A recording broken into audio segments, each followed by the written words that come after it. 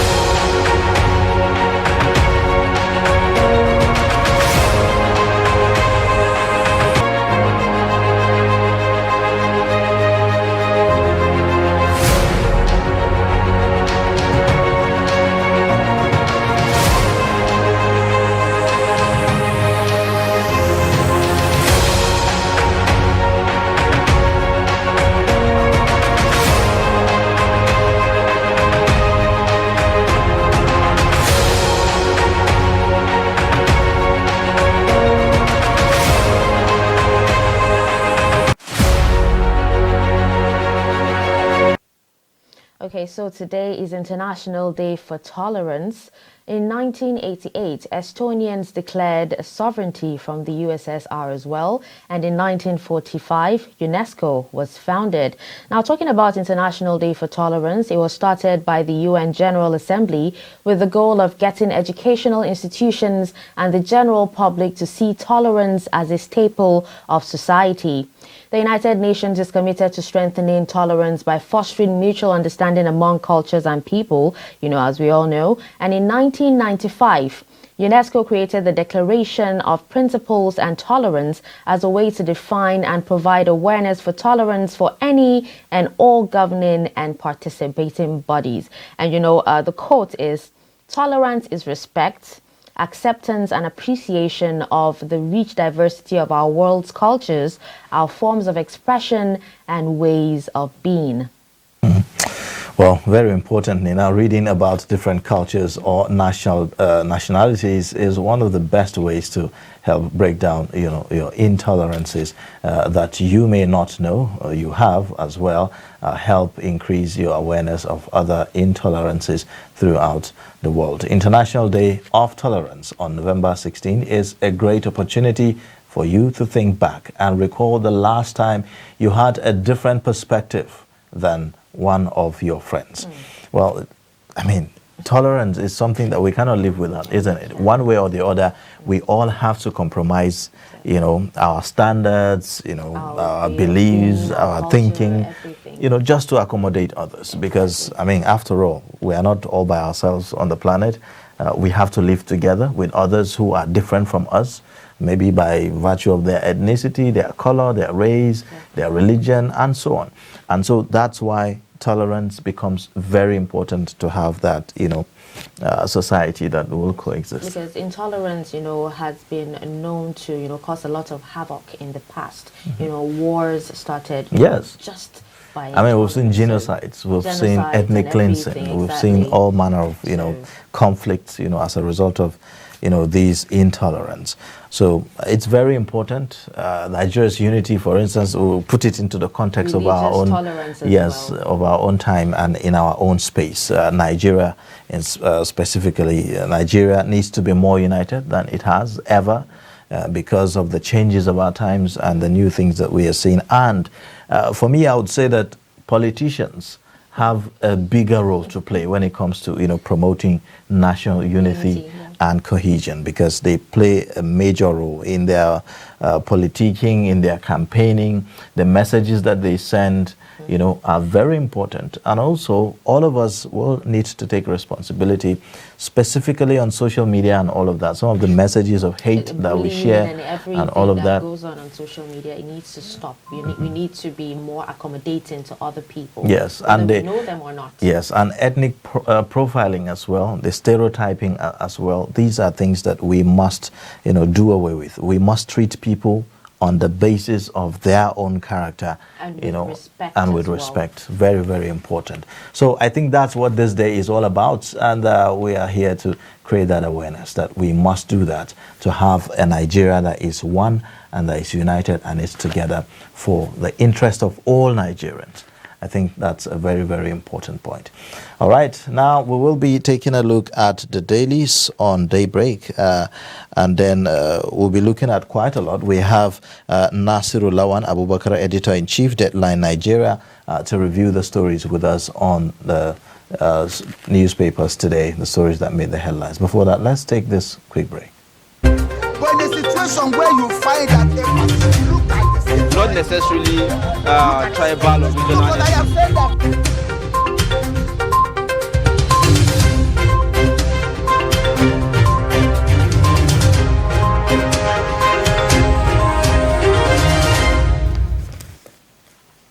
All right, welcome back. It is now time for the dailies today on Daybreak. And like we said earlier, we have Nasiru Lawang Abubakar, Editor-in-Chief, Dateline Nigeria, to review the papers with us. Good morning, sir. Welcome to Daybreak.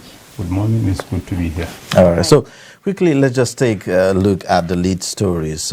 Troops kill 50 ISWAP fighters in Borno with the rider as bandits execute 15 persons in Sokoto, attack Zamfara village for failing to pay levy. Now, one story that you know, you wouldn't want to lose sight of is the one on page 34, which is Lekki Tollgate. Panel says 11 dead. You will you can get all the details on that story. Okay, still on Daily Trust, the front page. Let's see. On page 11, BUA chair. It's cheaper to transport containers from China to Lagos than Lagos to Kano.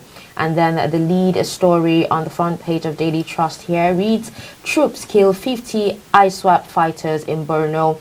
And we have writers here that say, as bandits execute 15 persons in Sokoto, attacks them for a village for failing to pay levy.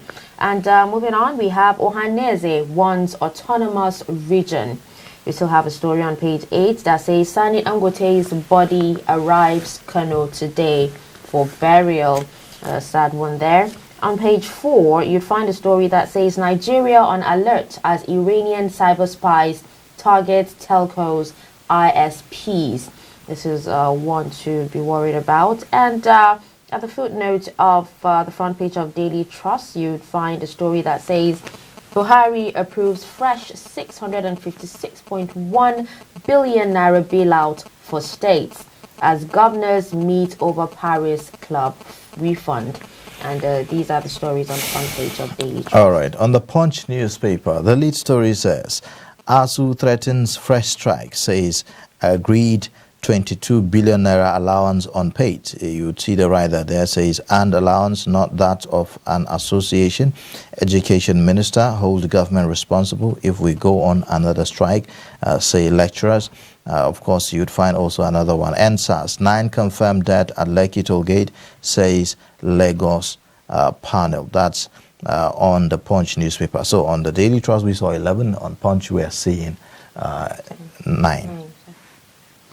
Okay, let's see. Still on Punch. FG orders probe as Nigerian wrongly jailed in Cote d'Ivoire dies in prison. And you find that story on page 4 and 5. And we also have a story here that says metal electrocutes lady in Obi Cubana's club, police order autopsy. All right, with that story, we'll move on to the next paper on our list, which is Guardian newspaper. Okay, on Guardian newspaper, the lead story here says inflation decelerates, defies market reality. And we have riders that says figures contradict global trend, worse days ahead. Farmers won, address insecurity to save situation, FG advice. And figures doctored to achieve determined objective. And we also have a story on page 2 that says it's difficult to be impartial, objective without autonomy, CJN tells. That's a very interesting point there. If the CJN is saying that, then it raises the question about judicial independence, in Nigeria. Well, let's take a look at the Nation newspaper. The lead story says federal government ASU on war path over unmet demands. That's on the Nation newspaper, and that's the lead story there. We'll take a look at, well, I think that's all that we have on our newspapers this morning. Let's just go straight into the conversation. Good morning again, and welcome, Nasiru. Good morning. Now, let's take a look at some of the stories of interest here. I'm sure everyone is talking about the Lekki Toll Gate panel report. If you go online now on social media, it's trending on Twitter and other platforms. Punch is reporting 9 figures. Daily Trust is reporting 11. Why are we seeing this disparity? Well, probably because we are yet to see the official release of the report. What is happening at the moment, I think the newspapers coming up with what they are able to get, because the report has not been officially released, even though it has been submitted to the governor of Lagos State. So there is actually a limit to the conclusion that we can draw from what has been reported so far. All right, but based on the report that, on the story that we have, at the moment, the report is saying that 48 people have either been shot, injured, or have gone missing. Specifically, we hear that a number of people are now missing, and some of the bodies, where that autopsies were conducted, found in the morgues and all of that. What does that say about the initial standpoint that we were, initially getting that only one person or a few, maybe 2 or 3 persons died? Well, this seems like a total departure from that. Well, even at the moment, nothing has been established yet from what has been reported. You can see, if you are, the basis of all this is the fact that some people are saying there was a massacre in Lagos, during the NSAS. But for the panel to come up with something like saying it's a massacre in context, I think it leaves so many gaps. People can come up with so many... Are you doubting the position of the panel? Of course I'm doubting it, because it has not been officially released. What is in the public domain right now may change by the time the report is released. Okay. All right, well, the panel has actually indicted, soldiers and also implicated, other security agents. What does that say about our security? Actually, even the security agents, if you remember, most of them have come up to say, yes, there was this wrongdoing and what have you, but what is at stake is the fact that some people are saying there was a massacre. And now you are saying 48 either killed or maimed. You have not been able to say these are the number of people that were killed, these are the number of people that were injured. This is what the public wants to know. Because if for a panel that has sat for a number of days, a number of months actually, to come up with this as a conclusion, honestly, it leaves so many gaps that, rumors. So are you saying that the report is not, okay, well, on the one hand you said the report is not necessarily authentic. That's what I understand from what you're saying. Yeah. But if it turns out to be authentic, would you agree with the panel that this happened and these findings were true? Actually, that's what I want to see. I want to see exactly the number of people that were killed, because that should have been the job of the panel, to tell us exactly what happened. But to pander to what most of these activists are saying, the fact that even before now, there was this all over the media saying there was a massacre, so many people were killed, but no evidence. So if at the end of the day the panel is able to come up with all this, I have no reason not to doubt them. But for now, I have not seen the details. The details are not out there. So honestly, it will be hasty for me to reach a conclusion based on what I have seen so far. Okay, well, there are actually people, and I'm sure you've actually, read reports of people who have come out to say that most of their friends or family, are among those who were killed. Are you saying that, you still do not agree with, these people coming out? Well, sadly, journalism is not about human emotions. Where are the evidence? Show the evidence that you lost someone. This is what we should be talking about, because people can come up with all sorts of figures to say, I have lost a friend, I have lost a father. Where is the evidence? This is what we are talking about. All right. Now, if you look at, the demography of Lagos State, the way it is, you have all kinds of people in Lagos State. Some of them are out on the street, coming from villages. Some of them are not even Nigerians.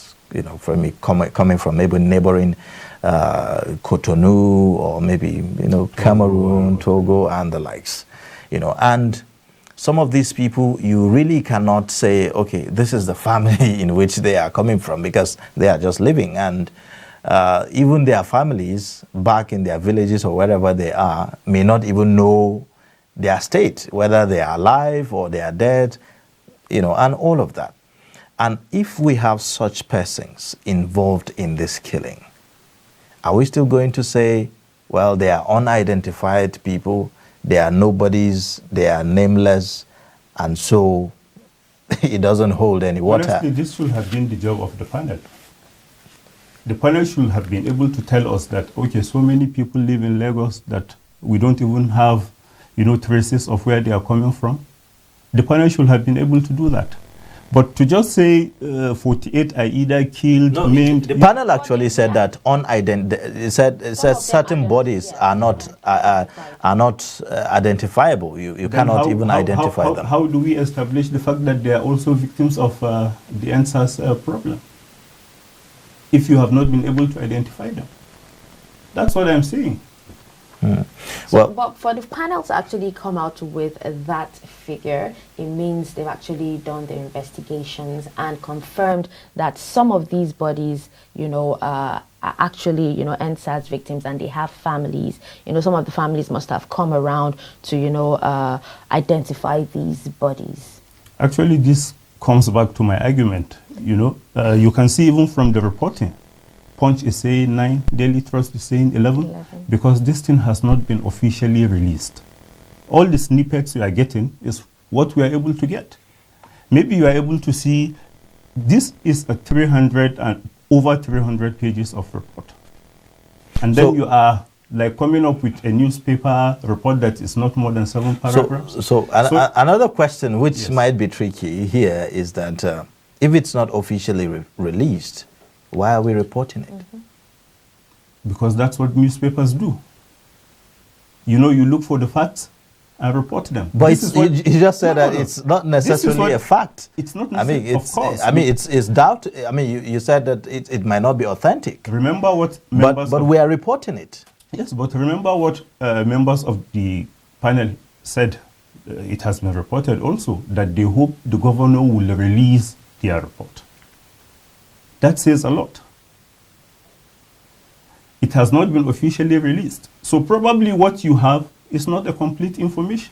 So, but the question is, I mean, journalism thrives on facts, Yes. and we shouldn't be reporting things that are not, official. But you should know So- that facts are not necessarily true. Once they are stated, they are facts. They don't have to be true. If, for instance, I come up with allegation against somebody, and then it has been reported without him coming out to say this is his own position, what I have said will remain the fact. So it has always been like that with journalism. The facts are stated, but they may not be true. That's what I'm saying. By the time you see the report, 300 and over 300 pages, believe me, what you have seen in the news right now may change. Because there is always this rush, even among journalists, among media houses. We want to be the first to break the story.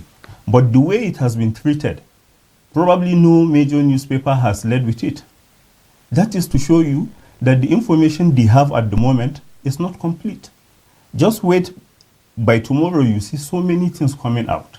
Because by then, they must have had the time to go through the report to see even if there are contradictions and what have you.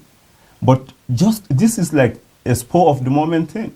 So people expected that the fact that it has been released, you will want to tell your readers this is, an idea of what. So, but how important talking is the about. role of journalists in this instance? Because in reporting issues, we do not want to be seen as people who are not really reporting the official, information. But sometimes, the temptation to just report them, like you mentioned, comes in. Well, so at what risk are we doing this?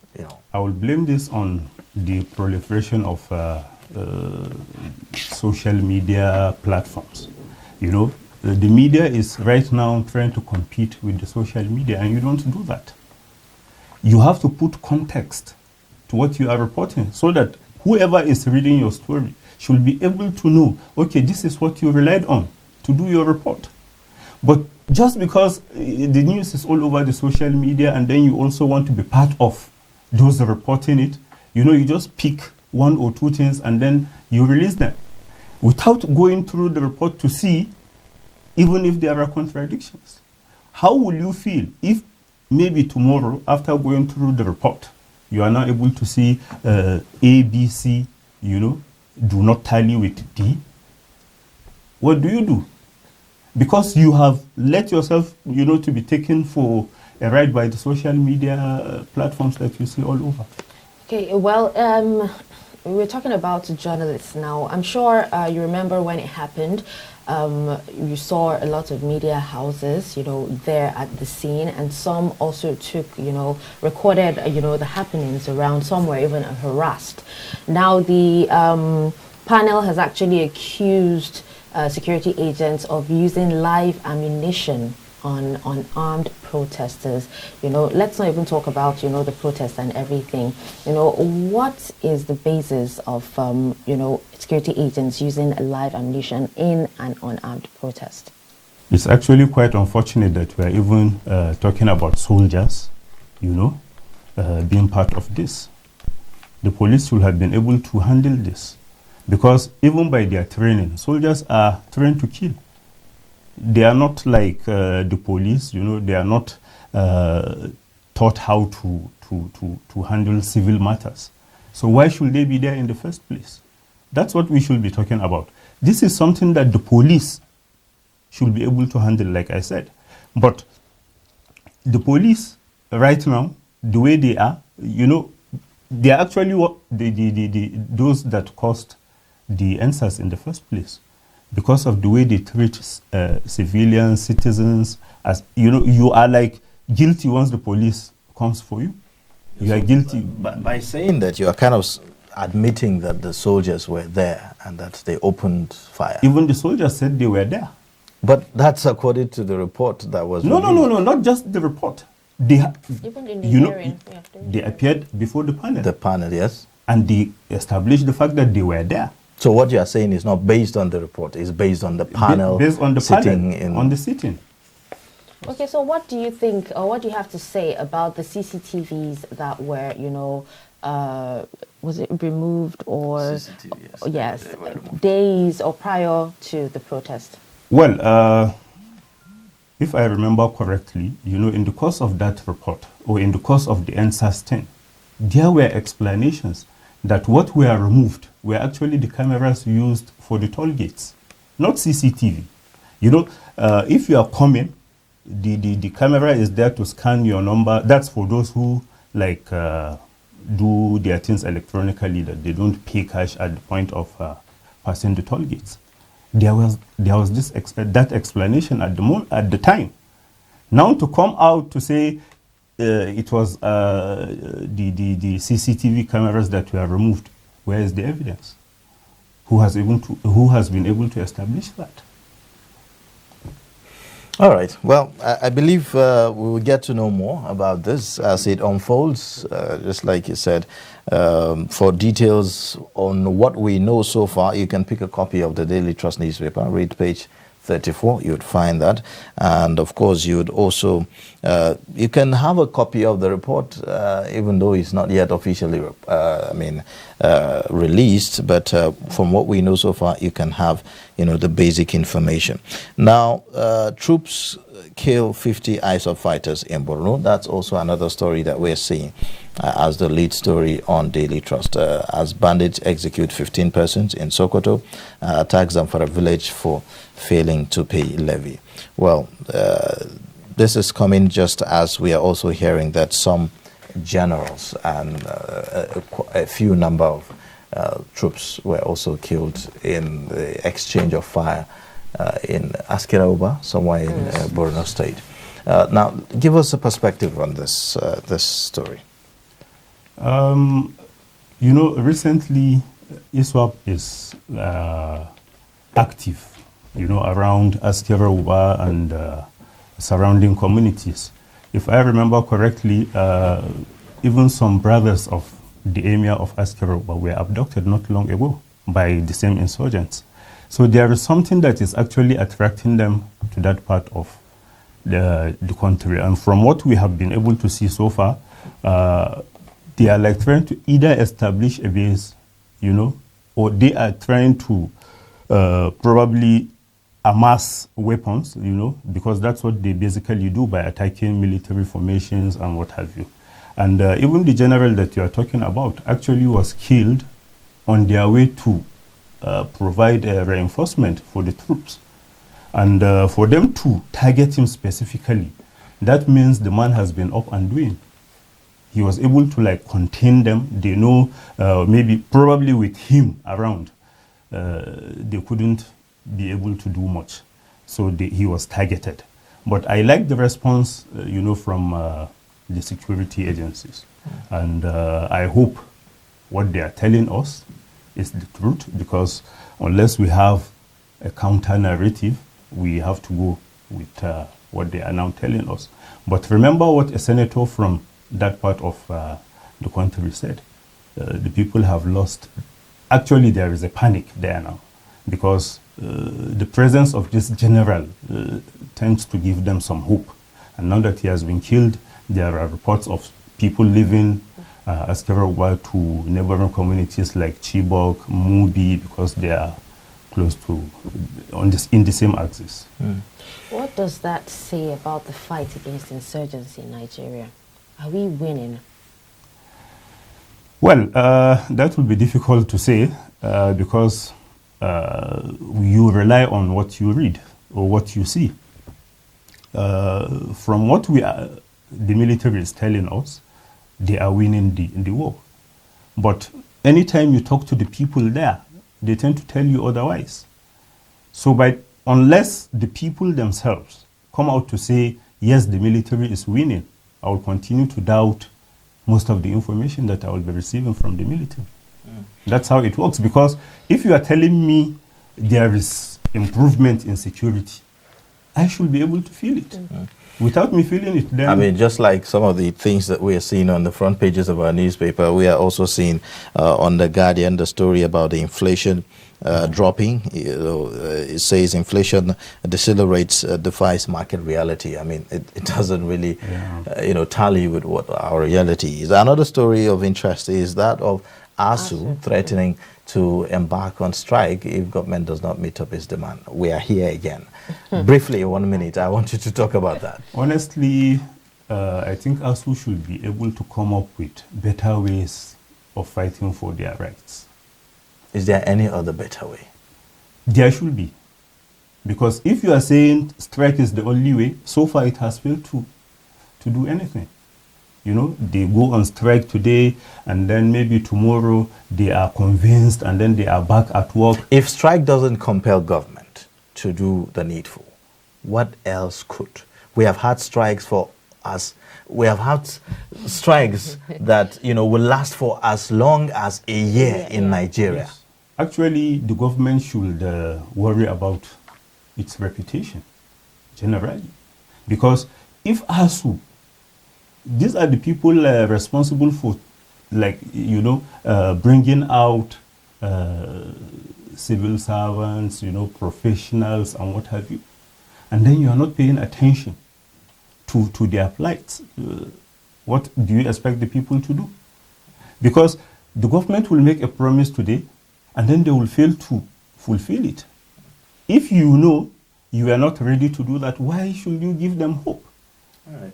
Well, we'll have to end it here because of our time. I wish we'll have more time to look at more stories on the papers, but we'll have to end it here and move on to the next discussion. And this time around, we'll be talking about fire incidences in the FCT, and we'll be having an official from the fire service to talk to us about, what the fire service is doing to ensure that it protect the lives of Nigerians, in general, even in instances of fire incidences. Please stay with us.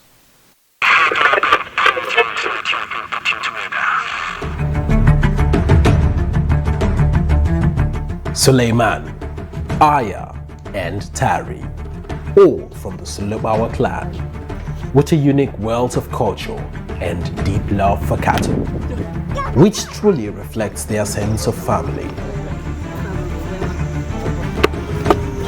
But over time, everything changes with no lands for grazing. Experience the incredible story of the Fulani people, loved ones they must protect, the journey they must take.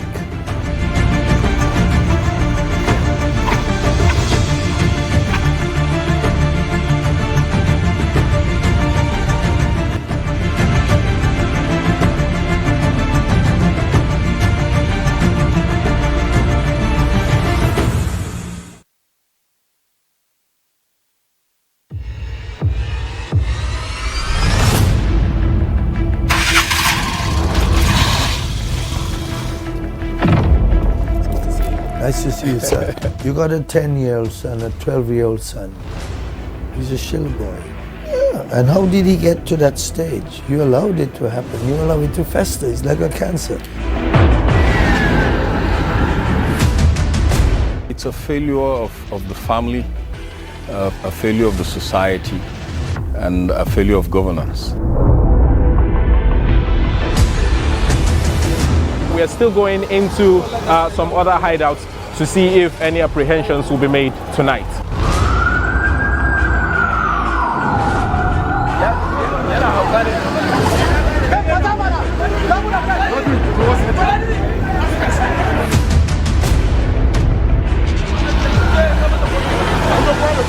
To operate within the context of the law with much respect to human rights.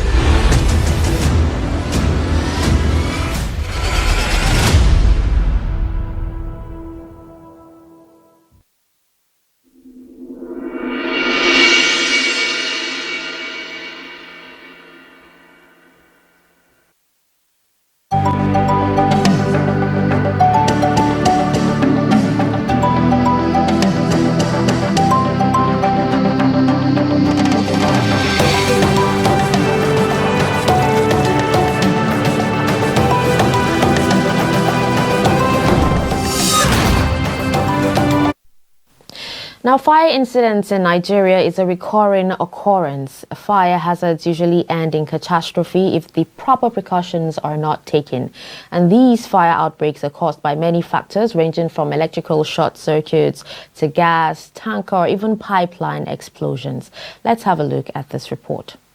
This is the junction leading to the popular Kubwa village market where the inferno occurred on the 5th of November 2021, claiming about 7 lives and several others injured and sent to the hospital. They are still receiving treatment. But right now behind me, there are some shanties on the roadside which, according to reports, caused some of the inferno, like the market woman who was selling kerosene that led to the explosion was selling just by the roadside. And the Federal Capital Territory Administration has said that those shanties will be cleared so we don't have the obstruction and also incident like this occurring by the market side. So we are here to see what the level of development has been since it happened on the 5th of November rather, and what the demolition is like. Is this just shanties or shops inclusive? Let's take a look. Fire outbreak from a kerosene-laden tanker in Kubwa killed many, and property worth fortunes were destroyed. Few days after more than 7 persons were burnt to death by explosion, the Federal Capital Territory Administration has begun the demolition of about 100 illegal shops and shanties built around the Kubwa village market. The exercise, according to the Ministerial Committee on City Sanitation, is initiated to correct contraventions that have constituted environmental nuisances to avoid eventually like the latest fire incident.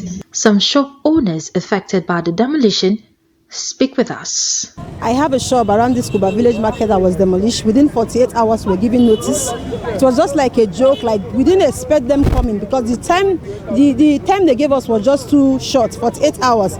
So some were saying that it's because of the explosion that happened here, but we didn't see the link between the explosion and this demolition that is done. And now, the government tells us to practice entrepreneurship, self-employed. So them coming to demolish our shop within 48 hours without any prior notice, what we don't understand. Where are we going to practice the entrepreneurship being taught in school? Okay, some of them are telling us to enter inside the market. The price shop in the market isn't being regulated. Even those people that died here, there are some people that demolished their shop now that are still affected in that fire incident. What has the government done to even compensate them in the first place? Now they cause them more pains by coming within 48 hours to demolish the shop here now. Have they even find out to trace what caused this explosion? Some say it's fuel, some say it's kerosene. Okay, where did they get this kerosene from? Did the government try to trace down that place to know that, okay, so that future occurrence, nothing was done just to come down to demolish the shop? What we don't understand, demolishing this shop, what link does it have with the explosion? It's just frustrating these people that are involved in this same explosion again. That is what the government of the day is doing. So what do they want from? Where do they want us to start from now? The government just gave us 24 hours to park from this arena. Before we know, they came to start demolition. Because we heard that what happened is that they say because of the fire outbreak. The fire outbreak is not the cause of this demolition, not because of these people gathering here. The government, because I heard that the minister said they should park all the tanks around the markets, all general market. But before we know, they came with trucks, demolish all our livelihood. From here now, how will we survive? Because this thing that we are doing now is our income here. Most of us here, most of us have shop here because they say we should go inside the market and trade because they are giving us space. The shop in the market is too much. It's too much. 1.2. We will open space 350 for a common man to start something in Nigeria. It's too much. So if the government, what the government wants for is to know, is it they want the standard shop for us or what? Let's know, because this place cannot be like that. It's somehow too open for us. Let us know what the government wants for us, because we cannot live here and go to the market because the market is too much. It's too much for rentage. I have a shop that was demolished, as you can see, just behind me here, and we are left with no shop, there was no one that was able to give us, a leverage. In a civilized country whereby it kind of thing happen, they're supposed to give a leverage whereby you'll be given an option of what to use. You understand? But we're not given an option. Nothing. We're now left there. We are left stranded on a season market. Do you understand? This is a season whereby you hustle to make money for the Christmas period and the New Year as well. But now you are now stranded. So what do they want us to do now? Some survivors of the inferno are still very much in shock as they share with us their experience and how the incident has greatly affected them financially and psychologically. It was so terrible. Even that day, as I done making one lady hair, I finished making her hair. After making me and my sister, because both of us were hairstylists. After finishing the hair I was making that day, we left. After 15 minutes after, they called us on phone that fire is burning particular here. He was wondering, say, what's the cause of the fire? We now return back and see that it's a woman that sells kerosene here, that the kerosene explode, and the way this thing explode, we don't know where fire from, and enter into the kerosene and fire everywhere. And why the fire affected these people is because of they are selling materials and clothes. That's why the fire didn't enter those people, but it came straight to here and affected them. And it killed many people, like almost 20-something people that the fire affected. Even the lady, the girl that came there to come and buy clothes to wear, the fire burned the girl to ashes in the front of the shop. So the thing was so terrible. To the extent, even me, since that day is today that I get myself for me to come and see whether I can find something, because I'm a hustler. I hustle. I call people to come and make their hair. Do you understand?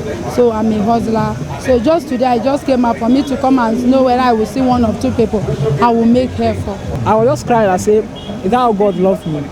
Because I was inside when this thing happened. And those two drums, when this thing exploded, those two drums came here with fire. And there's my generator is also burned. So when that thing started, I was already running inside safe, but there's no exit at the back. And now come back and I follow this, there's exit here, I just follow you around. Even because there's some my goods here. So I don't run outside. I still get mine to come back and push the door of my shop, close the two doors. It's only things from here. All of them burned. An inferno occurred here on the 5th of November 2021, no doubt. Demolition and getting rid of traders by the roadside ongoing. But the question on a lot of traders' lips is, will the government fish out the perpetrators if truly an adulterated kerosene was served to the woman who was involved in the inferno that gutted life and a lot of people sent to the hospital? Also, they're asking, what is the way forward?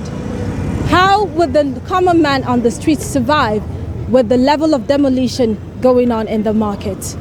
Martia Umar, TrustTV News, Abuja.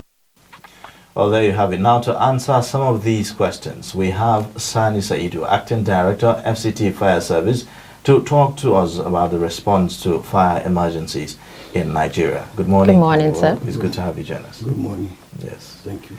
Now, let's talk about some of the major causes, of these fire incidences that we have been seeing in recent times. Yes, some of these major fire outbreak, you see electric fault, that is current surge. Sometimes when you are going to the office, you tend to be in a hurry. Then by doing that, you forgot one thing or the other to put it off. You leave it. So you see, at your absence, we don't have steady current. Current keep on fluctuating. It is on, in the next few hours or minutes, it is off. But you see, sometimes when now they are restoring back the electricity, the current move in the kind of turbulent form through the cables. Then if you leave your appliances on or any electrical gadget that uses the electric current on, if the inbuilt stabilizer is not strong enough to hold back this current surge, then now you see there will be problem. Because when I said the current surge, you see, when now the light is being restored back, the current moves in the tubular form, in the twisted manner and with full force. So if these are electrical appliances, the inbuilt stabilizer is not very strong enough to hold that magnitude of that current that is coming. Then you see, to blow it off. Then once it blow it off, the fire start from there. All right. And are there now other causes apart from electrical problems? I mean, we've heard about tanker explosions and all of that, you know, and some of them not really electrical faults and all of that. How do you explain that? You know, this tankers fire. You see, as I was briefing you, it can be electrical from the connection. You know, they use this battery. And there are connections that now current flow. Sometimes if it is faulty and has not been put in order on time, it can result to that. Sometimes when these tankers are moving the fuel from where they have now loaded it to where they will offload it, you know, it takes a long distance. So during the dry season when they are moving, you know, the trucks get in contact with all this air, and sometimes the electron on the outer shell of this air molecules get stuck off, and then now loaded on the body of the tank, thereby now developing a high electromagnetic field. So you see, another thing has been formed. Then at any slightest mistake, this, when it has grown into a very larger magnitude, so it will like to be neutralized. So it is jumping from the higher magnitude to the lower magnitude. Then from there you see, now it moves against itself. So there will be a friction. That friction in between them is what causes the lightning. Okay. And when it is very high, because the friction the movement is very high, then now you will hear associated with sound. So both of them happen at the same time. But you see, just as when the rain is falling, when it happens at the sky, you will see that the lightning happen, then shortly is followed by the sound, thunder. It happens at the same time, but because sound travel lesser than the light to us, so we see the light first before now the sound comes later. All right, tell us about the level of preparedness of the fire service, their capacity and also their response capability. Is it in general in Nigeria or in FCT? Yeah, well, you can do both. Well, in general, you see, we have seen how the federal government has tried under the leadership of our able president, Muhammadu Buhari. So, through the Federal Fire Service, the National Assembly has voted enough money for them, and then they are still utilizing it in the best interest of the nation by providing the necessary things to safeguard the lives and property of the citizens in this country. In FCT, again, we are not left behind. That one, as I was explaining, is federal level. Then FCT is different. So we have different ministers. That one through the Ministry of Interior. Why this one Ministry of FCT? So we in our own part FCT, we are doing our best through our able minister. So what we have constantly, we service them, we take care of them, and then more are being supplied. Okay. Some Nigerians, always raise this concern about, the response, the quick response of the fire service to emergency situations. Some will even say that, look, Nigeria is not known to be, very responsive in terms of, emergencies and all of that. How well would you, what would you tell these kind of people to say, to convince them or to give them some kind of confidence that, look, when there is an emergency situation, call on us, we will attend to it promptly. You see, as I always say, we Nigerians, we are struggling, we are moving up to the international practice. You see, in developed country, just like say Britain, they are in the form of canteen. So each canteen has his own fire station, and all the residents around that area, they are being connected to the system of the fire service. Once there is any fire outbreak in any part of that country, now the fire service see it directly in their own system. Then even if you don't call, they have seen it, they mobilize themselves and then now move. So you see, they will be there on time, prompt. Then now they will do their own professional needful, and then now come back. Then they can only inform the owner of the house that come back and take care of your properties. There was fire outbreak, and then now we have to extinguish it. You come back because they have all their addresses, their telephone numbers. But here in Nigeria, when now you want to introduce this, you faced by so many negative forces. They don't want.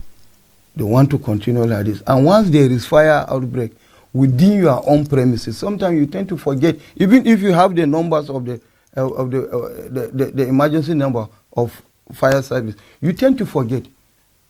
You cannot even think properly and call. Why do people forget? Is it because people do not have confidence they are panic. In the response? No, they are panic. In FCT, we are everywhere in FCT. But if someone is confident that he is going to get a response if he makes a call, he will definitely do that, isn't it? You see, as I told you, my brother, human error, you cannot avoid it. If at that time, even let's assume that it's your own house that is on fire, you know our own numbers.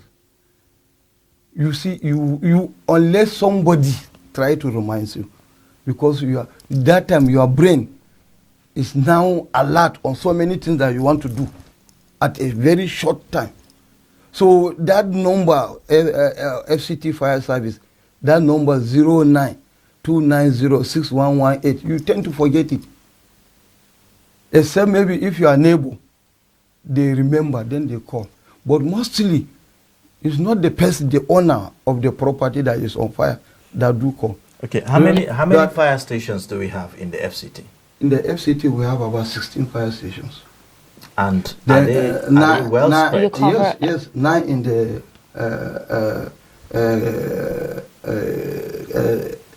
capital city. Okay. So then now the other one are spread into other area councils. Okay, with these stations spread everywhere, what is your usual response time? Usual response time, we see, is 5 minutes. And do you know why? Because this we decentralize the stations so that we can achieve that 5 minutes of response time. Sometimes less, 3 minutes, we are there. Like the one that happens in Kubwa market, less than 5 minutes, we were there. Because it was close to us. So, and that was why you see that there wasn't any shops that got burned down by this inferno. We were there promptly, we had the sound, and then even some motorbike, they came to inform us that this, they say, yes, we have had the sound. We followed them. And before now it could cause much havoc, we are there, we do our professional work. Then we extinguish them. At the same time, when the Kubwa station was there, they put call to the headquarters at Sokoro. And we moved there together as Pump 2 with our water tankers and then the fire appliances. And we assisted them and we clean up everything. Then So what are the kind of go- challenges that you face in responding to emergencies, timely and duly? You see, the only challenges that we face this traffic hold up. Sometimes when the road is somehow choke up, you see you cannot follow on top of the vehicles to go and then effect rescue. If you say you are going to smash the vehicles to move, you are causing another emergency. So we have to look for we have to slow down a bit, try to maneuver, see how we can move, and then get there on time. So it's the traffic jam that normally cause our own. So are we thinking around, probably deploying other means, of, going and responding to such emergencies in case of traffic incidences, maybe deploying maybe aircraft or maybe helicopters or any other means like that? You see, as I said earlier, we are moving up to that level. In the developed country, they use helicopter to extinguish fire from the above. To extinguish fire. When they see that the situation warrant for that, they use helicopter to extinguish. They have it. We must gradually we will reach there one day. The fire service in Nigeria has been in existence for decades. Yes. What does it take to have these kind of systems, that you are talking about? And why are we not having it in place? You see, we didn't know before that our darling fire service will have all those facilities that has been provided by the federal government. It was a black service. But you see, today we see it and we feel it. So what I'm saying will not be far away. Maybe in the near future times, we will experience such. Another government will come, okay, just give a budget.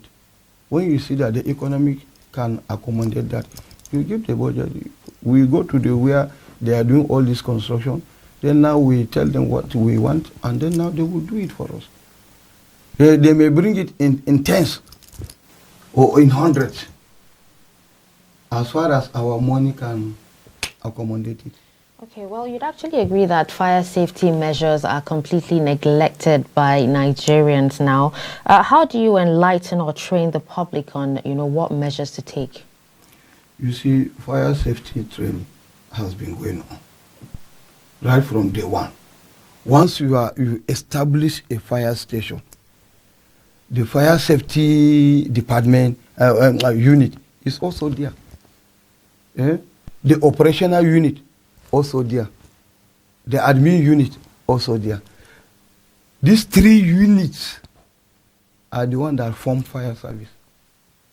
So you cannot establish fire service without the fire safety unit there, or without the operational unit, or without the admin unit.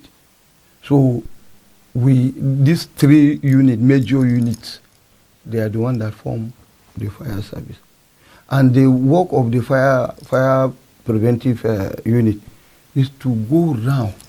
They are just like field workers, to go around and sensitize the public against fire outbreak and its own negative impact on the public. So they are there day and night, sensitizing the people. So you see, and then the operational cycle are also there, 24 hours. So also getting ready for any distress call that might reach them in the station, then they can move, and then now do their own professional needs. Okay, now aside the use of codes, distress numbers, for people, what other means of monitoring fire incidents do you have and that you work with in terms of getting information as to fire incidences within the FCT? You see, we get it through the media. Sometimes That is why when you enter our control room or our washroom, you see a big television. 24 hours is there. Because even if the light goes off, we on the gen. So that if now there is any fire incident somewhere or any disaster somewhere, and they couldn't reach us, and maybe the media people have reached, then we will see it through the media. Then we mobilize ourselves and reach there to do our professional work, even if you do not call. So you see, we also learn on the media sometimes. So if the media does not do that, what then happens? Sometimes have you considered maybe having some kind of surveillance cameras in certain locations that you may say these are critical locations that we need to put an eye on? No, we don't have camera located at any strategic areas. So that is why I told you earlier that we are coming up. What you have not seen in place today, tomorrow you may see it. You see, even we are disturbing the government on what we needed to make everything okay. But you see, you can't get everything at the same time. You keep on moving. If they now assisted you today, tomorrow they will say, wait, they have to assist another sector. Then next tomorrow, they will now come back to you. Where did we stop and what did you need? You say this and this. Then they will say, okay. Then now they assist you. Next time, they go to another. So that is how it has been done. So you see, as I told you earlier, fire service was not like that. Maybe let's just say 10 years back. It wasn't like this. There has been a very tremendous improvement. And if this trend continue, within a short time we will reach where you are thinking. We will reach there. Okay, now can you help us through this scenario? Now, I understand the fact that most residential houses don't have access to, fire, equipment like extinguishers, sprinklers, or even fire alarms. Now, if one is actually trapped in their house or in a room where there's fire or smoke, what's the first thing that person should do? You see, if we are there, we break the house. If the door cannot break, even the wall, we can break it. If doors and windows cannot, we can break the wall and enter. The law back us and effect our own rescue. Then we come back. Then now, when the owner comes back, then now he or she will see how they can mend something. So you see,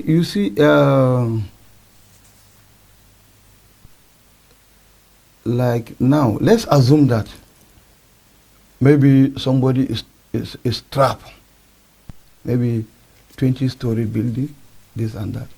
We have what is called hydraulic platform that can be raised to that level.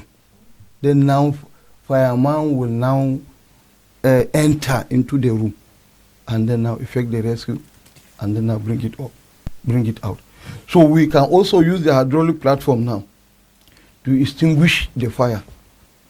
You know how it is being constructed. We cannot go into that because it will take much time. And then now we can use the hydraulic platform and then now extinguish the fire. Then now even 20, 30-story building.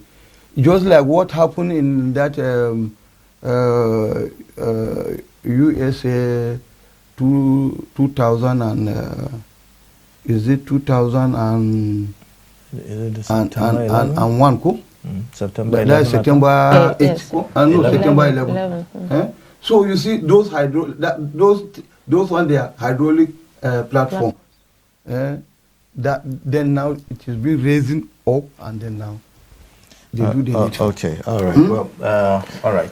I think we have to end the discussion here because of our time. Thank you so much for coming and sharing your thoughts with us on the program. Thank you very much. Yeah, we've been speaking with Acting Director of the FCT Fire Service, Sani Saidu, and he has been giving us his thoughts about the response of the fire service to fire incidences in the FCT. Well, we have some numbers that you could call in terms of emergencies, and we'll be scrolling that on our screen, on the scroll bar. It gives you information about the various locations in the FCT, depending on where you reside, and the numbers to call in terms of emergencies. Thank you so much. Thank you very much. All right, let's take a quick break, and then when we come back, the show continues. And this time we'll be having the General Manager of Corporate Communication, AEDC, Abuja, to give us, perspectives on the recent spike, I would say tariff hike in the power sector. Please stay with us.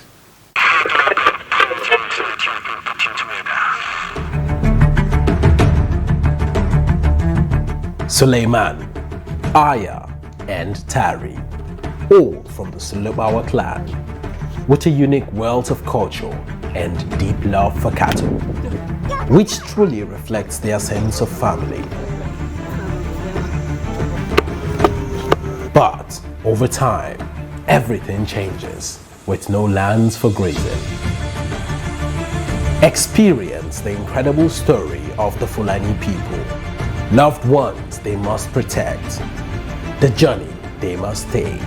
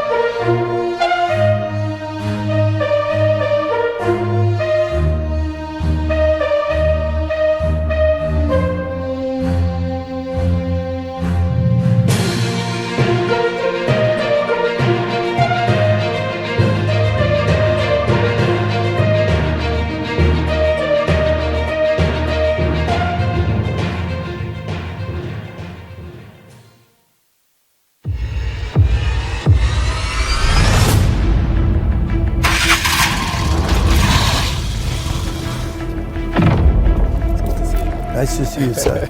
You got a 10-year-old son, a 12-year-old son. He's a shill boy. Yeah. And how did he get to that stage? You allowed it to happen. You allow it to fester. It's like a cancer.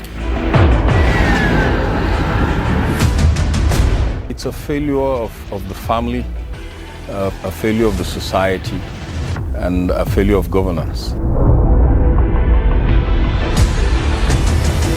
we are still going into some other hideouts to see if any apprehensions will be made tonight.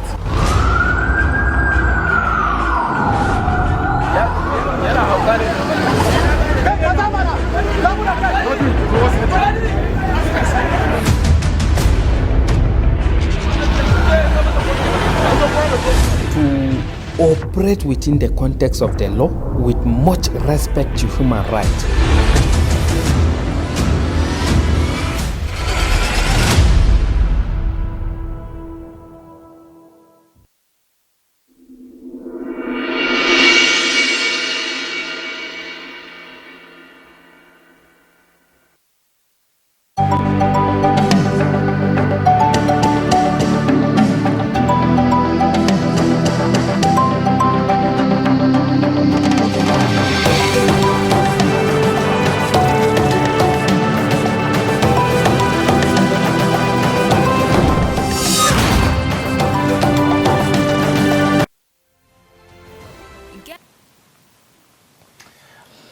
All right. The Nigerian Electricity Regulatory Commission, in a circular to all the 11 electricity distribution companies last week, announced a 32.8% and 21.7% increase in the cost of electricity meters, translating to an increase in the price of a single-phase meter from the current cost of 44,896 17 kobo to a revised price of 58,661.69 kobo, while a three-phase meter will now sell for 109,684.36 kobo instead of 82,855.19 kobo. Now, here to address the recent rise in the tariff and meters is Oyebode Faidikpe, General Manager, Corporate Communication, Abuja Electricity Distribution Company. Good morning, and it's good to have you, General. Thank you very much. It's my pleasure. All right, let's start with the first question. Now, 8 years after the privatization of the power sector, concerns are still mounting over the worsening state of electricity supply in the country. Why is this so still? I'm usually very reluctant when I hear some qualifiers worsening. With profound respect, I don't know where that judgment is coming from, because it's not worsening. Now, and I'll tell you based on some statistical data. As at the time of privatization, generation was barely 2,000. Admittedly, the growth has been geometric rather than exponential. But to say it is worsening would mean that we are even dropping below the 2,000 that it was about 8 years ago. Right now, we have consistently stayed on 4,000, 5,000. Yes, we've not hit 6,000 megawatts in terms of what is available at any point in time in the grid. But it's not, with profound respect, not the position that it is worsening. With the expansion of Nigeria in terms of population, don't you think that is worsening? If you try to, compare, the commensurability of this. I still will not agree with the use of that word worsening. Population may have grown, but the megawatts available in the grid has also not been static, and it has not regressed. Rather, there has been some addition, some recovery at the generation, addition to the generation, and of course more recoveries will be done. So again, I want to very humbly decline that qualifier. Okay, now tell us why metering is important, because a lot of Nigerians still don't see the point. That would be very strange to say that Nigerians don't see the point, because if at least if not for nothing, the transparency that it brings in terms of the billing process or the billing of the customer. I mean, it's like you having a car and the gauge of your fuel tank is not working. But here is a honest driver. It will be a little bit difficult for you to trust that he bought fuel of XYZ amount of fuel. But when the gauge is there and you say take 100 naira or whatever the amount is, and you know the multiplier, you can always look at your gauge and do your arithmetic, and you know what quantity of fuel the driver has bought. So that transparency is there, that neutral arbiter. The meter itself is a measuring device by its own function. It's a measuring device to calculate what the customer has consumed. The disco will not be there 24/7.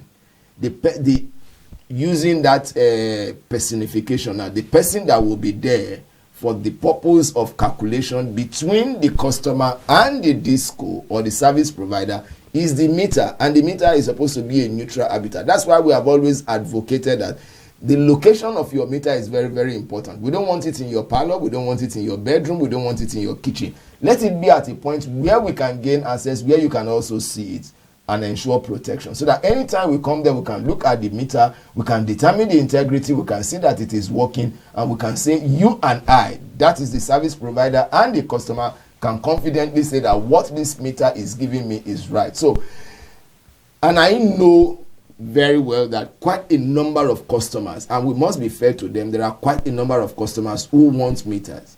There are also those who outrightly steal energy. I mean, there's no doubt about that. You can't have so many people in the country like that and you don't have some offline people and those who are actually people of integrity, people of probity. We have that mixture. So we have a number of Nigerians, like you rightly said, that really want these meters, yes. To help with this, back and forth about estimated billing and all of that. But it appears to be difficult to access these meters, and now we are seeing an increase in the cost of the meters by 30%. Now, isn't it going to discourage, the accessibility, of these meters? Now, 3 issues have been raised here. One, the issue of accessibility. 2, the issue of difficulty, and then customers' reaction to the issue of the increase. Now, for one, I think we need to understand the fact that NEC has done something that we can consider to be fantastic. And what is that thing? They have democratized or liberalized the metering process. You can either opt to take the one that you are paying for or opt for the national mass metering program. I don't know whether to rely on that statement or not, but I saw a statement last night unsigned. I just saw signed management, but I didn't see any physical signature on that document, where the document was purportedly speaking, with the voice of NEC, saying that the map does not eliminate the national mass metering program, which is supposed to be a free metering program, or at least customers are not parting with their money at the point of installation or in the process of trying to get the meter installed. So we must get the customers to understand that this new policy does not mean that the free metering program is still not there. That one is still there, which is funded by the federal government. 4 million meters are expected, and it will go around the country. I think for us in AEDC, our calculation is about 400,000. By the time we are able to access those 400,000 meters and we are able to meter all the customers, at least it will close the metering gap. It does not mean that metering will stop. Metering will always be there. Take Abuja structure, for instance. Abuja lives on estate, estate structure. You have estates springing up all over the places. And then if all those estates come up, they will need meters there. Okay, so inevitably metering will continue to be there. But what this program is intended to do is to crash the space, to close the gap, so that you can then say that at any point in time you don't have more than 30,000, 20,000, 5,000 customers to meter. By the time you are able to get to that place, the pressure will drop, the anxiety will leave there, and then people can confidently say, yes, there is metering. Now, that is one side of it. In terms of whether it will discourage customers, I don't think it will discourage. Rather, it will encourage. Again, this is my own perception. Correct me if I'm wrong, but I think that this policy is a fantastic one because it has also given opportunity to whoever has the money to pay immediately. Now, it doesn't mean that payment is gone. What it only means is that when you pay, you can recover your money through energy token over a period of time. So, in a sense, it's a liability on the discos because they have advanced you money that you have to pay over a period of time. Okay? And so, customers should have that at the back of their mind that they are not losing their money in that sense of the word. You pay for it, but you get your money back because ultimately that asset belongs to the discos. So, again, it speaks to the fact that I have put a meter in a place here. The money has been refunded to me. I cannot move the meter from XYZ Street to BYE Avenue. The moment the money has been refunded to me, you don't have any right to move the meter from one location to the other. So ultimately, I look forward to the day when we will get to the point where at every tenant who moves from one location to the other can find a meter in the new place that he or she has moved to. Now, what would you say the hike in, tariffs is actually timely, considering, how the country is, the situation in the country? Don't you think it will further impoverish Nigerians? Now, when you say hike in tariff, I want to believe that means you are talking about the metering. Yes. Now, ordinarily, there's no time that an increase in anything is palatable to anybody. But when you look at the economic indices, when you look at the macro and microeconomic indicators in the country, you know clearly that some of these decisions are clearly inevitable. For one, we must understand the fact that discos are independent of the meter asset providers. We call them meter asset providers. They are completely, in fact, discos are not allowed by regulation to invest in any of the companies that provide the meters. So the companies themselves are independent. And again, that's another fantastic thing because it's providing employment for some people. And so the social problem in the country is also being managed through that platform. But where am I going to? As independent players in the sector, they know their cost. I mean, take Daily Trust, for instance.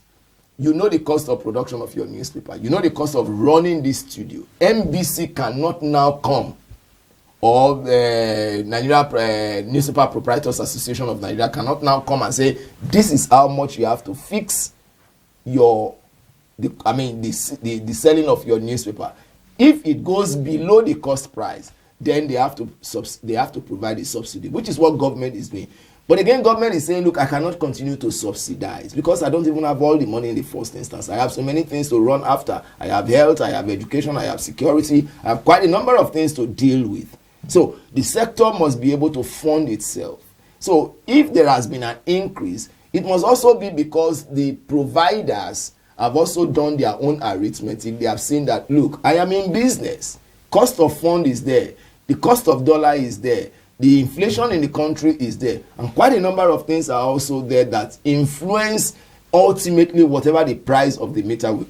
Unfortunately, I seem to be speaking for them. I'm not qualified to, but as an industry player, that's why I'm speaking the way I'm speaking. Of course. So now, isn't it a possibility that the government will, because part of the reasons that they are saying that is responsible for the increase in the price of the meters and all of that is because of the dollar and the exchange rate and all of that.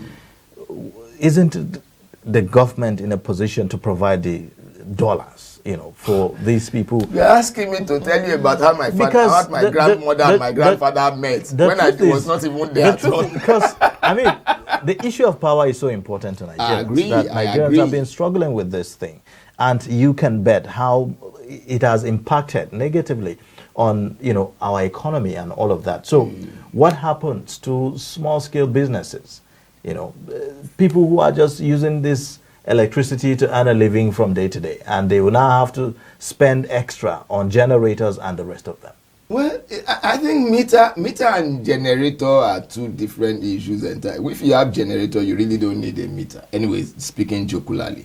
But coming back to the point that you are trying to raise, like I said before, government is also in a tight corner in terms of its own finances. I'm not Minister of Finance. I don't have access to government funds and stuff like that, so I wouldn't know the war chest that government has. But at least we read newspapers. I mean, thank God for the media through whom we see a lot. I mean, we get a lot of information. We have been constantly told that that government fund is not as much as what it would have wanted it to be, so that at the end of the day, it does not have the money. I also understand very clearly that electricity has its own political dimension, and that's why government is also trying to make sure that, okay, the companies are able to do some of these things, and then we're able to get out of it. Otherwise, I tell you the truth, it's not easy funding the power sector. All of us must be ready to take part of the responsibility. If government says it wants, if government allow the discos to even charge what will be break-even tariff, it certainly would be much more than what we are having. But it's also because that shock treatment or that bullet approach can also push the man that is receiving the bullet down, depending on where the bullet hits him. Government is also very, very mindful. And it appears the bullet is about to hit the man, because I mean, there is also another information that by next year government is going to, remove the subsidy, on electricity and all of that. So, well, my response is yes and no. I don't know whether government is going to remove it, but I also know clearly that government has been complaining about subsidy that it can no longer carry. So, I think these are pangs of death, as I want to put it, and I think women can correct me if I'm wrong. Even the man feels it when the wife is going to the labor room. I mean, sorry about that, but the heat comes to us as well too. So, but I'm sure we will get. We just need to be a little bit more patient, consistent, and persevering, so that at the end of the day, we can get out of the current disturbing situation that we are in.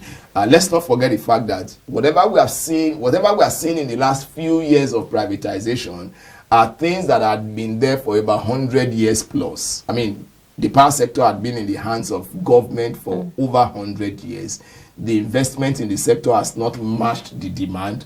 As a matter of fact, we are even moving towards electric cars now, and green energy and all of those things. So the demand on electricity will continue to increase. But what is our investment profile in that regard? And I think it's very, very important that we always remember these little facts. Okay, well, Nigeria is actually ranked as one of the lowest in grid energy consumption in the world, despite interventions and despite, giving electricity or power to other countries, other neighboring countries. Let's have your thoughts on this particular report. Well, I don't know how they arrived at that data that they have. But let's even look at our own data here. 200 million people, or maybe a little bit more than that. Admittedly, all the 200 million people are not switching on electricity at the same time. All of them don't even use electricity. Okay, what I mean by that is that my children are living with me. They don't have their own separate place where they are taking electricity. It's inside the same house that all of us. So we may not have more than, say, 50 million Nigerians who are directly taking electricity. But take that figure for the purpose of this conversation. What is the worth of the grid availability of less than 20,000 to that figure? So even if the World Bank does not say it, we ourselves as a country, we have been humble and honest enough to admit the fact that our availability does not match our demand. And so that's why government started by privatizing. And so, okay, bring private equity into this sector. Let there be a joint participation in the funding of the sector, so that at the end of the day we can run faster than what it was when government alone was doing it. And I think there has been remarkable progress in this regard. Ughelli, for instance, Ughelli Power Station has done a lot of recovery. The power stations that we have up north here, Shiroro, Jeba, all of them are doing recoveries. Yes, it's not running at the pace that we want it to run, but again, the fact is, how much do we have to put into this? These things have become so obvious to us, one, by reason of the fact that the rate at which the world is advancing is very high. Two, we don't have the funds to match that pace. It's like you have a very intelligent child who is moving at such a pace that before you blink your eyes, that child is in the primary school. Before you blink your eyes, that child is in the secondary school and then in the university. And the child wants to attend a private university. And here is your salary that is not running, or your source of income is not running at the same pace. Occasionally, you slow down the child and say, okay, look, why don't you try this? Why don't you? Things like so. That's exactly where we are. But I'm also optimistic that as the market grows, I will continue to perfect all of the imperfections that are inside the market: legal perfections, policy perfections, technological perfections. More the growth will be more because customers will have greater level of confidence. There are those who will also pay because so many people are also taking electricity and seeing it as their own national cake, which is wrong. Yes, freebies. All right, now, I mean, we've been talking about power for as long as I can remember. It has always been the problem in Nigeria. One of the problems. And one wonders, is there even any light at the end of the tunnel? We always say, well, there are projects on ground, there are things that are being done, to increase our capacity. Just how many thousand megawatts do we need for Nigeria, and what will it take to do that? Now, United Nations calculation is that for every 1 million people, you need 1,000 megawatts.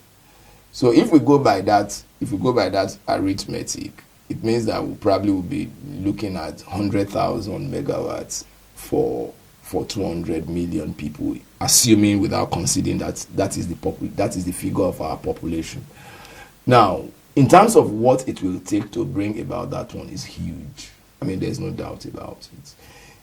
And luckily enough, we are at a time when you have multiple solutions. The grid solution is there, hydro, gas, and stuff like that. Again, it brings me to the fact that as we try to run this race, challenges come now and again. Take, for instance, the current gas issue that is going on all over the world. Our power structure in this country is skewed in favor of gas. We have almost about 75% power coming from gas. Hydro is cheaper and a lot easier to operate, but we have more of gas. Principally because, again, as an oil-producing country, we thought rightly too and sensibly that rather than flare the gas, we should also channel it to other means of use in this country. And power, I know that there is a gas to power policy in this country which has helped a lot. But again, the gas problem has arisen and government is tackling that gas problem. And I think we must give credit to government for that fact. But again, gas is denominated in dollars. So here we are, we want to fire our power stations, but we have to we have to buy gas in dollars. And what is the cost of dollar today? At least in the official market, is over 400 naira to $1. Now, if you were doing that business, if you started that business in 2013 or 2014, as the case may be, and you were doing that business at about 100 and something naira to $1, look at the exponential increase that has come into the cost of forex right now. Yet, what is the increase that you have seen in tariff? As the increase in forex, or which is one of your products one of your resources for production of electricity, as it matched the cost of your selling. So you see that the cost of tariff is pegged. But let's even leave that one because that's a different conversation entirely. Coming back to the issue of how we are going to close that gap, it will require a lot of consistency, it will require a lot of courage, it will require a lot of perseverance, because the money to get the power stations to come on stream is huge. Even if you are going to go green and you say, okay, alternative solutions, solar panels and all of those stuff, it doesn't come cheap. So, with all the conversations that are ongoing with the whole subsidy thing, it appears that an average Nigerian may not even be able to pay for electricity. No, that's not, with profound respect, that's not the case. Because if you look at the tariffs and the rate at which it is increasing, and the complaints about government, saying, look, we cannot continue to subsidize this thing. If government takes off its subsidy on electricity, will the average Nigerian be able the current to pay structure for power? that we run? There's a band structure. You have band A, band B, band C, band D, and band E. There are those you still call the lifeline. There are still some people who are on the 4 naira per unit as we speak.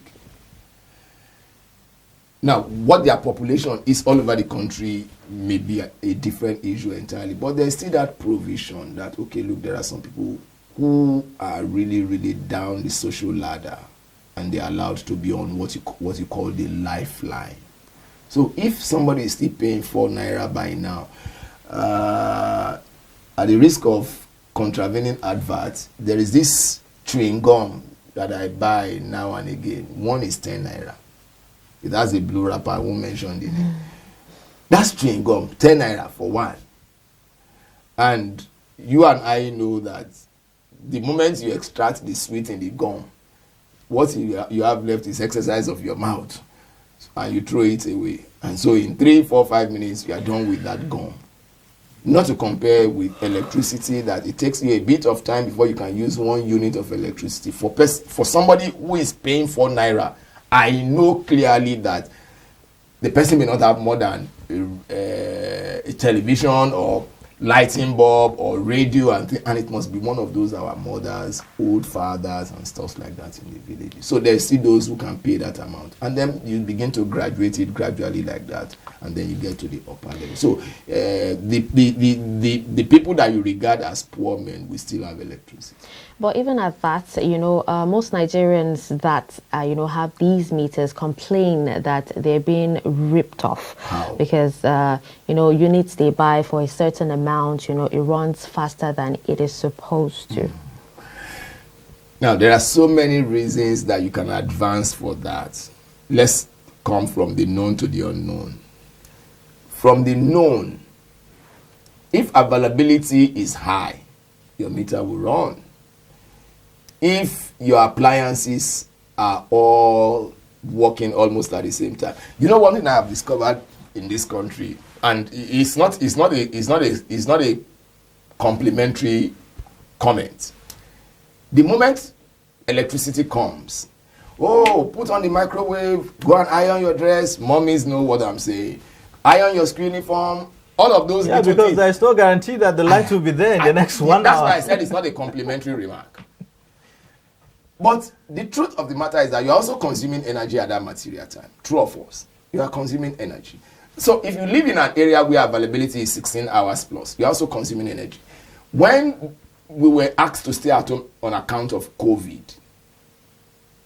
people came out to say, so you can give us light. But they forgot the fact that we shut down for the companies. Okay? And then the tragic thing, again, tragic, because people think that energy is so free. They now started complaining, my bill is too high. But you have been staying at home 24/7 for almost a week. You didn't go out. The children were on television. You were on some other things, maybe on your computer. Mommy was in the kitchen doing this. And then people said, our bill is too high. But what would have happened? The bill will naturally be high. So the point I'm trying to make is, when your consumption is high, your meter will run. Now, what is the unknown? It could also be that your earthing in your house is poor. The integrity has dropped. One thing we are advised to do is that over a period of time, say within a period of 10 years, you should replace your wiring in your house, check your earthing system and stuff like that. So that, because I'm not an engineer, so I'm not competent to speak about it, but having associated with them, so that Nigerian Society of Engineers does not come and bill me. But having associated with them, I have these little snippets of information here and there. So if your earthing is bad, it can affect the functionality of your meter, and that could also make it to function, again in quote, abnormally. But if you feel that integrity of the meter has been compromised, and I've had this complaint now and again, if you think the integrity of your meter has been compromised, please be courageous enough to report us to NEMSA. That is the standard organization of the power sector. They have a responsibility to go and check the meter and see whether the functionality of the meter is still what it ought to be. And whatever happens, they will be able to tell the customer, okay, the meter is functioning well or the meter is not functioning well, and we have a responsibility to replace it if the functionality compromise is as a result of our own action. If it's as a result of the action of the customer will have to replace it at a cost. Okay. All right. Now, let me just quickly ask you this because of our time. From what I see, we have two things now in place, two programs in place. One is the mass metering program by the federal government, which is free largely, and then the other is meter for those for those who are able to buy and all of that. If one needs a meter, he wants, maybe you should run us through for both programs. How do you access, basically the same thing. Go to our website, www.abujaelectricity.com, access it, click on customer services. The drop down will show you new application. Click on new application if it's a new application, and then download the form, print it out. There's a watermark on it that says not for sale. I hear people saying that we collect money. We don't collect any kobo. You can go to any cyber cafe of your choice to go and download and print out that thing and then complete it. The same thing for both NMMP and for both MAP, the processes are the same. The only difference is the payment part of it. So that's the only difference. So for the mass metering program, can you guarantee that some of your officials have not in one way been compromised by selling, these meters and all of that? The question you're asking me is like a mother who put a child on her back. Because honestly, we have heard complaints, people saying that they buy and all that and all that. And then the old woman the mother is taking the child through the market and the child picks something and they say, and they say, come and vouch for your child. I think a sensible mother will say, let me check. I won't say these complaints have not come. In fairness, I won't say these complaints have not come. But what we have always asked the public to do for us is give us this information. You won't know what is going on in our office, but I can say confidently, at the risk of making disclosure, staff receive query when information comes. A query administratively is a question and answer session. We have had this, especially if the customer documents it. We have had that you did A, B, C, D. True or false? No, I did not do it. Investigations will be done. And if you are found to be clean, you go. If you are found to be wanting, you will be sanctioned according to the rules and regulation. I won't tell you that we have a staff strength of over 3,000 plus and all of us are saints. Give us an idea of the kind of sanctions that could come as a result of this compromise. Usually you are either suspended or sacked depending on the gravity. If it requires that we hand you over to the police for further prosecution, we do so. Yes. But what I've seen now and again is you tell the customer, please document your complaint. Say, no, I don't want anybody to take anybody's job. I don't want anybody to die on my neck. If you don't want anybody to die on your neck, please don't complain. I've always told, there are times, it's not even there are times, at every time that customers come to tell me that my colleagues have compromised, I feel insulted. I'm sorry I'm using this word on air, but I feel very, very sad. I'm not claiming that this is the best human being in AEDC. There are quite a lot of people there, but those I have interacted with have one time or the other come to say, oh, thank you very much, you did this for us, you did this for... Did I? Thank God. Did it succeed? It succeeded. God bless you. Okay, what's the time frame within which one should be able to access this meter once he applies? It depends on the availability of the meter. It depends on the availability. Because we are not the ones providing the meters.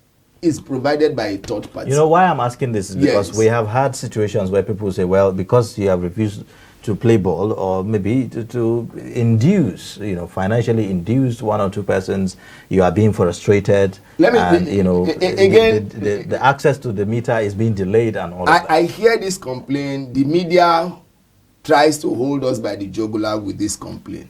But let me tell you a recent experience. About last month or 2 months ago, there was a publication by a visible media house, online platform.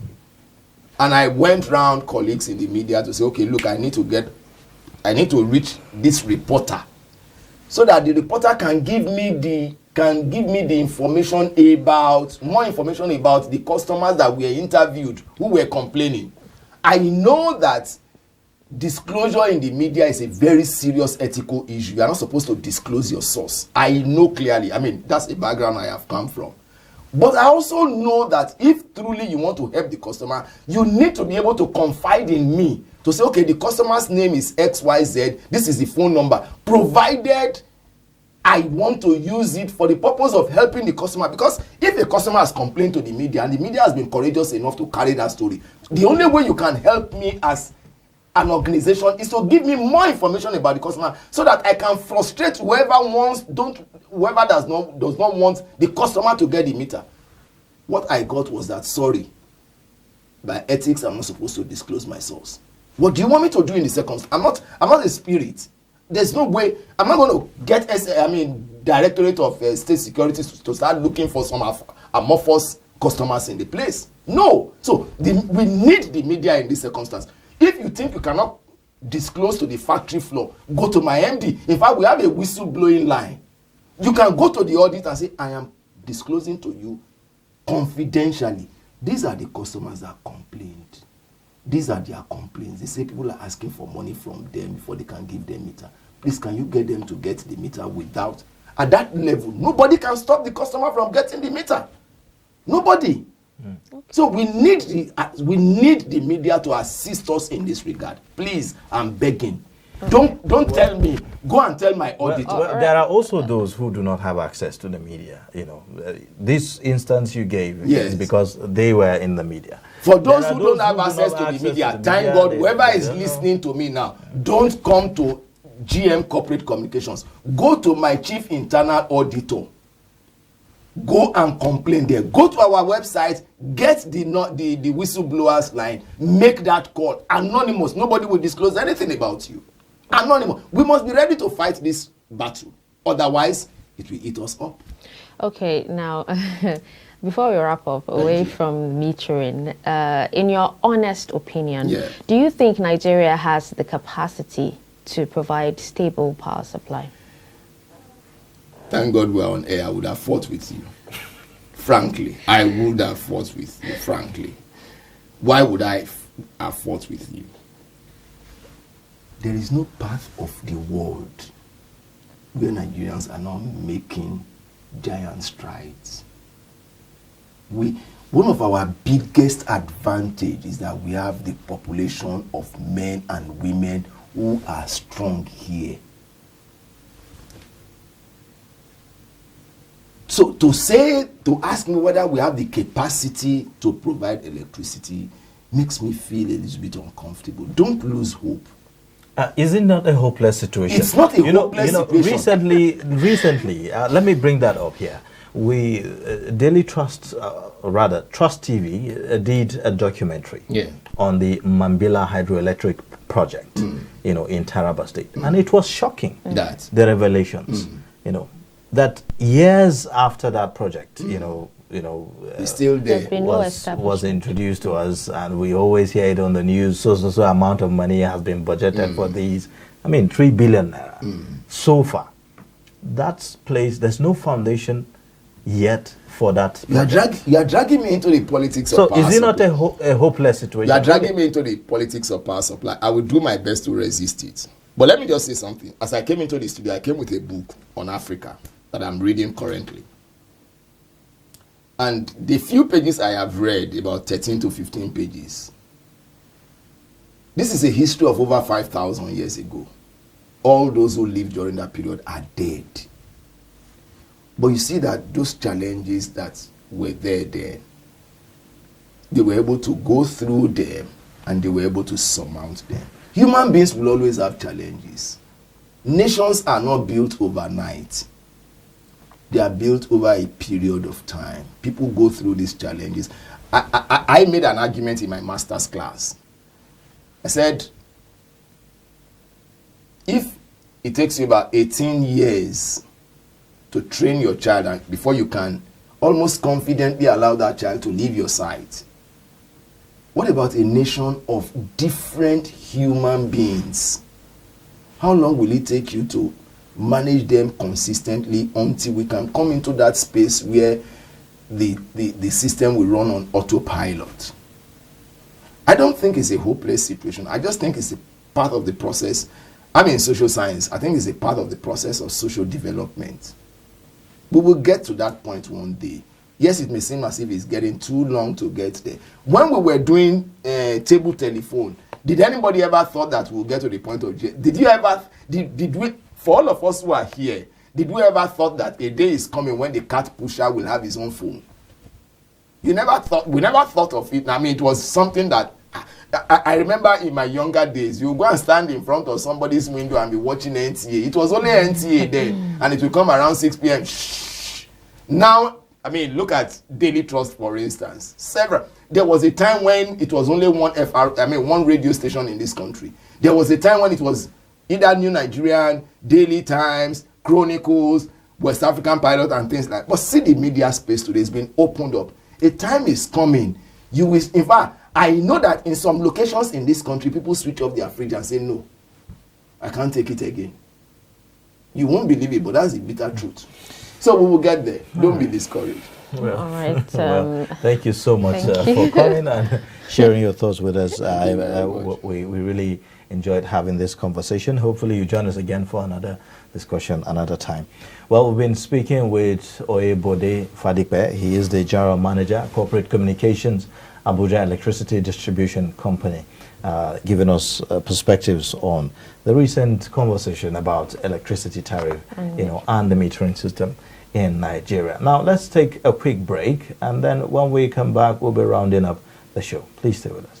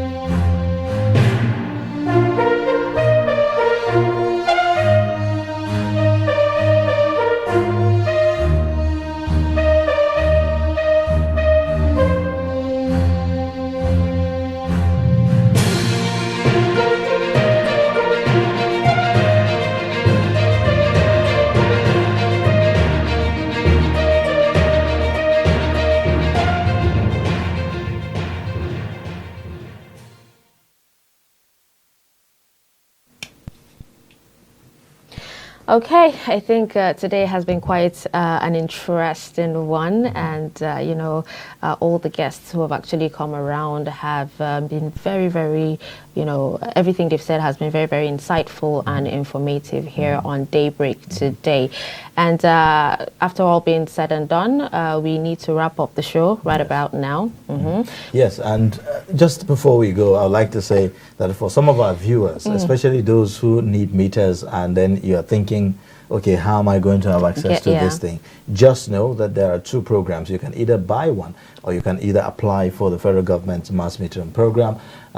Then you can have access to, you know, the meter. And just know, for the federal government's program, it is free. Nobody should make you to pay for it. And Not if anyone asks you for payment, then you have the right to report that person to the office of the power distributors. So that's a very important takeaway for me here on the show. Well, thank you so much. In case you have missed, you can catch up on our YouTube.